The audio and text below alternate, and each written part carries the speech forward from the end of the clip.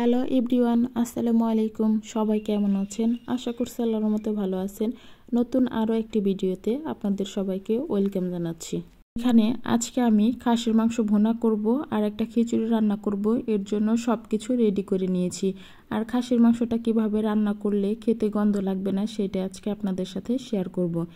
এইখানে প্রথম ডাল একত্রে মিক্স করে তারপরে আমি ভিজিয়ে রাখলাম আধা ঘন্টার জন্য। এরপর চুলার উপরে একটা কড়াই দিয়ে তারপর রসুন আর পেঁয়াজ কিছুক্ষণ ভেজে নিয়ে তার মধ্যে আমি গোটা গরম মশলা দিয়ে কিছুক্ষণ ভেজে নিয়েছি। আর এরপর দিয়ে দিলাম আদা রসুনের পেস্টটা দিয়ে কিছুক্ষণ ভেজে নেওয়ার পরে তারপর আমি অল্প একটু পানি দিয়ে দিলাম। এরপরে একে একে সব ধরনের গুঁড়া মশলা দিয়ে দিতেছি। এই খাসির মাংস রান্না করতে গেলে কিন্তু মশলাটা একটু বেশি ব্যবহার করতে হয় আর রসুনের পরিমাণটাও একটু বেশি ব্যবহার করতে হয়। অল্প মাংস কিভাবে তাড়াতাড়ি সিদ্ধ করতে হয় সেইটার টিপস তো আজকে আপনাদের সাথে শেয়ার করব। এখানে মাংসটা কিন্তু খুবই অল্প। আমার দেবরের ছেলের আকিকা হয়েছিল, ওইখান থেকে মাংসটা পাঠাইছে, এর জন্য আজকেই রান্না করে ফেলতেছি। এদিকে মশলাটা কষানো হইতে হইতে আমি চালটাও ধুয়ে রেখে দিয়েছি। তারপরে এই যে মশলাটা কষানো হয়ে গেলে এর মধ্যে আমি মাংসগুলা দিয়ে দিতেছি। মাংসগুলা দিয়ে মশলার সাথে খুব ভালো করে আমি মিশিয়ে নিব। আর কিভাবে ঝটপট করে আমি খুবই মজা করে রাইস কুকারে খিচুড়ি রান্না করি সেটাই আপনাদের সাথে শেয়ার করব। এরপরে একটা রাইস কুকারের পাত্রের মধ্যে আমি ডাল চালগুলা এখানে দিয়ে দিলাম। তারপর একে একে এখানে সব ধরনের মশলা, গোটা গরম মশলা, পেঁয়াজ, কাঁচামরিচ কুচি, রসুন কুচি, লবণ, আদা রসুনের পেস্ট, সব ধরনের গুঁড়া মশলা দিয়ে এখন আমি হাত দিয়ে খুব ভালো করে মেখে নিব। যত ভালো করে মাখা যায় খিচুড়িটা খেতে কিন্তু তত মজা লাগে।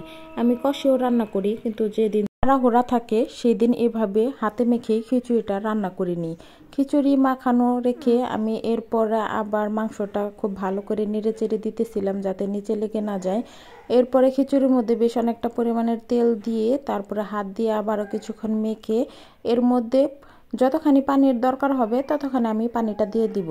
এই খিচুড়িটা হবে একদম মাখো মাখো, একদম ঝরঝরাও হবে না, একদম লেটকাও হবে না।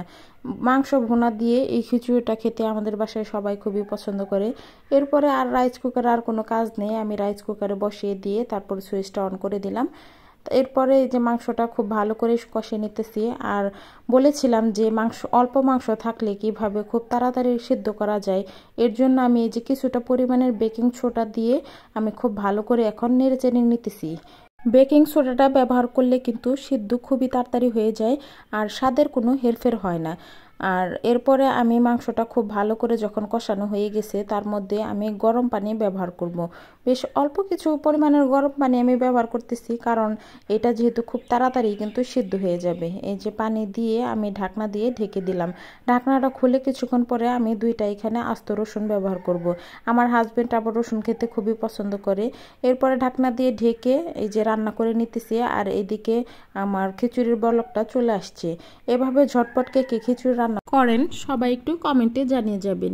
এই যে আমার খিচুড়িটা রান্না হয়ে গেছে আর মাংসটাও রেডি হয়ে গেছে। এখন আমি আমার বড় ছেলের জন্য টিফিন বক্স রেডি করব। রেডি করে নিয়ে আমার ছেলের মাদ্রাসায় চলে যেয়ে ছেলেকে খাইয়ে এসে তারপরে আমরা সবাই মিলে খাবো। তো আজকে আমার ভিডিওটি আপনাদের কাছে কেমন লাগলো সবাই কমেন্ট করে জানাবেন। আর সবাই ভালো থাকবেন। আল্লাহ হাফেজ, আসসালামু আলাইকুম।